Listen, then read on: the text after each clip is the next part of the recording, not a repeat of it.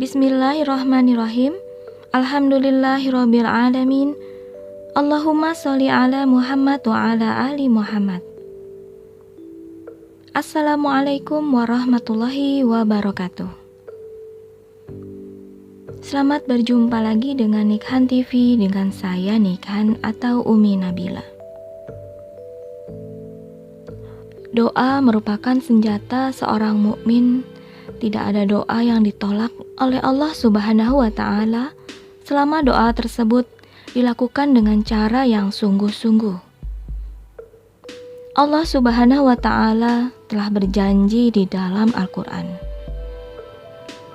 Ud'uni astajib lakum. Berdoalah kepadaku, niscaya akan ku perkenankan bagimu. Surah Al-Mu'min ayat 60. Lalu, bagaimana jika ada yang berdoa kemudian tidak terkabul?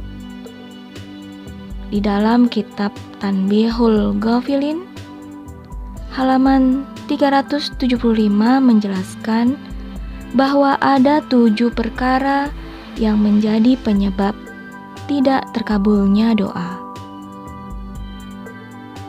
Pertama, membuat marah Allah Subhanahu wa Ta'ala dan tidak berniat untuk mencari ridhonya. Maksudnya adalah Anda melakukan perbuatan yang tidak diridhoi oleh Allah sehingga Allah menjadi murka, dan Anda tidak mau bertobat serta tidak menyesali apa yang sudah Anda lakukan. Perbuatan dan perkataan Anda jauh dari kebaikan yang diridhoi Allah, mudah memfitnah dan menggibah, memelihara kedengkian dan kesombongan. Jika berjanji ingkar, jika berkata dusta, gemar menyakiti hati orang lain, enggan menolong sesama, senang melihat orang lain susah, dan susah melihat orang lain senang. Keburukan dan kezaliman kerap Anda lakukan, baik secara sadar maupun tidak.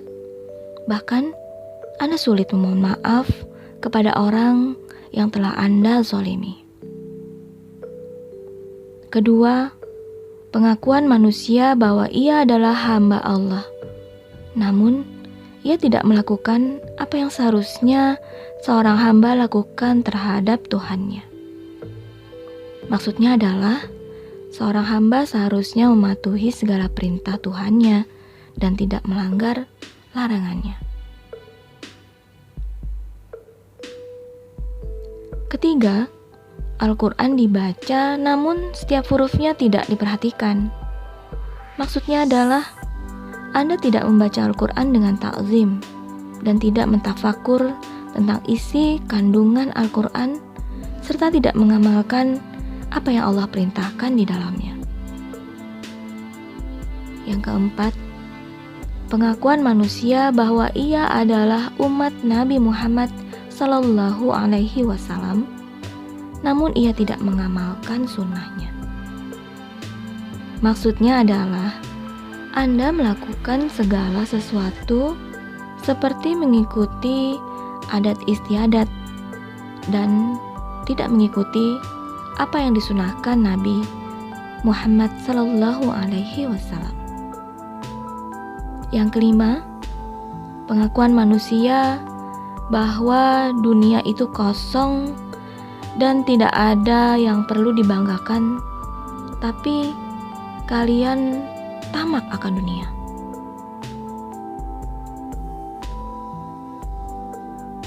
Kalian menghalalkan segala cara untuk mendapatkan apa yang diinginkan dan apa yang diimpikan. Terus bekerja dan bekerja dengan cara apapun, tanpa mempertimbangkan kebaikan dan keburukan bagi dunia dan akhirat Anda. Melakukan segala cara, bahkan tidak peduli walau cara Anda itu akan merugikan orang lain.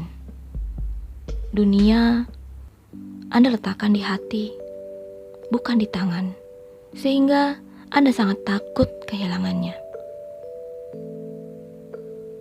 Yang keenam, memakan yang haram dan syubhat. Allah telah memberi batasan halal dan haram yang jelas dan tegas dalam Al-Quran. Namun seringkali manusia tidak mempedulikannya. Manusia hanya berpikir kenyang hingga pas saja dimakannya, tanpa memikirkan kehalalannya. Bahkan saat dinasihati, malah marah dan menjauhi orang yang memberi nasihat.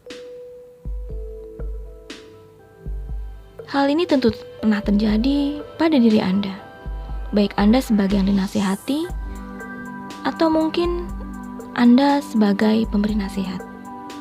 Tapi apapun itu, sesungguhnya ketika kita ingin Allah terima doanya, sejatinya kita harus mampu menahan diri dari makanan yang syubhat, apalagi haram. Yang ketujuh, pengakuan manusia bahwa akhirat itu lebih baik dari dunia, tapi ia lebih tekun untuk mencari dunia daripada mencari akhirat. Bekerja keras dan berusaha mati-matian mengejar dunia. Berangkat kerja pagi-pagi buta, pulang setelah gelap gulita, bahkan kerap pulang dini hari. Bekerja sekuat tenaga untuk mendapatkan uang banyak, untuk meraih impian dan harapan hingga tak peduli kesehatan tubuhnya. Makan tidak teratur, kurang tidur, dan jarang bertemu keluarga. Semua waktunya ia habiskan untuk bekerja dan bekerja. Akhirnya ibadahnya lalai.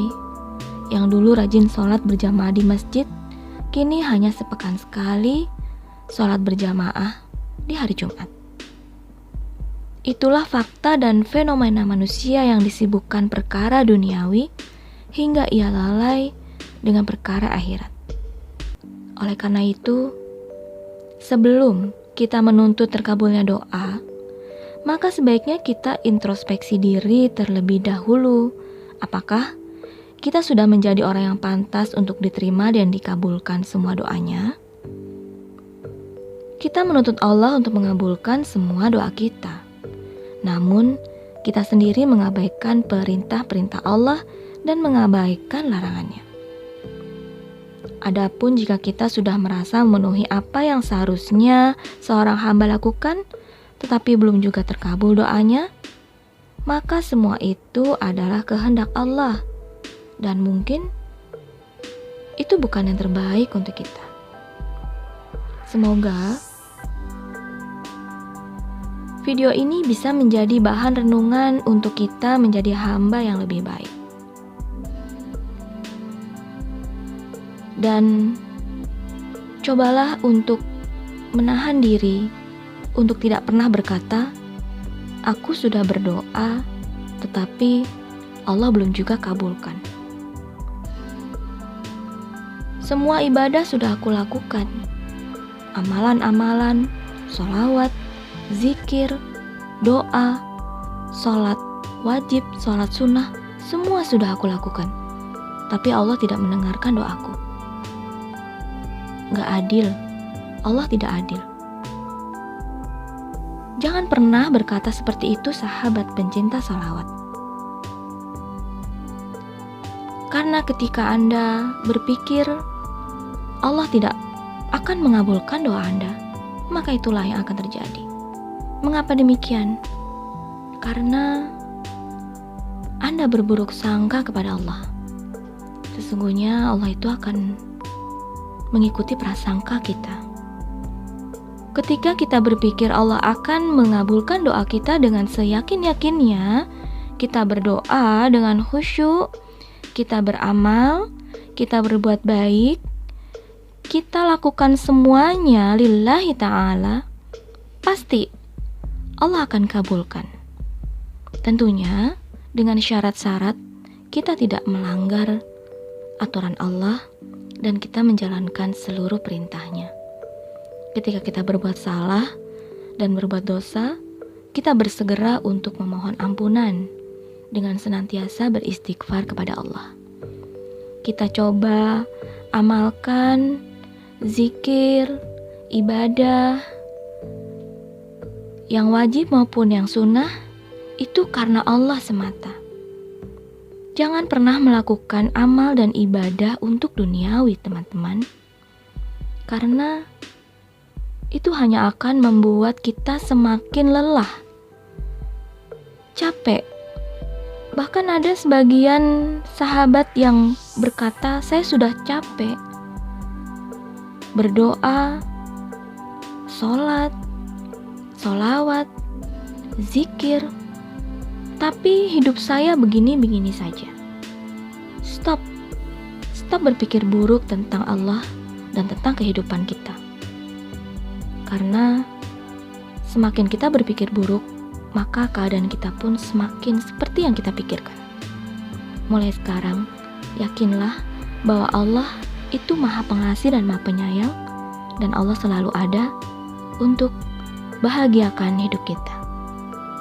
Alhaqqu min rabbik fala takunanna minal mumtarin. Alhamdulillahirabbil alamin. Allahumma sholli ala Muhammad wa ala ali Muhammad. Wabillahi taufik wal hidayah. Wassalamualaikum warahmatullahi wabarakatuh. Salam takwa, Umi Nabila.